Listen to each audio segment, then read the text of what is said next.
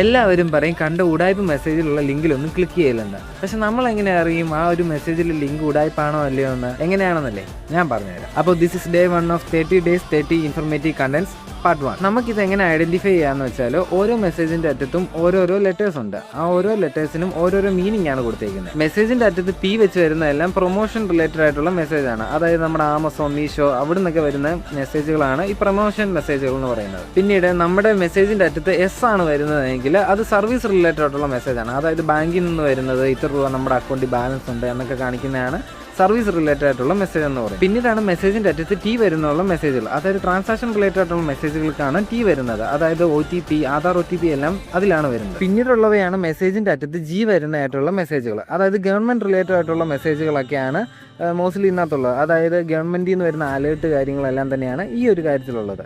ഈ ഒരു 5 കാറ്റഗറി വരാത്ത മെസ്സേജുകളെല്ലാം തന്നെ ഒരു 95% സ്കാം ആയിട്ട് നമുക്ക് കാൽക്കുലേറ്റ് ചെയ്യാം. അപ്പോൾ ഇങ്ങനെയുള്ള കാര്യങ്ങളൊന്നും ആരും പറഞ്ഞു തന്നില്ല എന്ന് പറയരുത്. അപ്പോൾ ഇതുപോലുള്ള വീഡിയോസിന് എൻ്റെ പേജ് ഒന്ന് ഫോളോ ചെയ്ത് വെച്ചേക്കാം.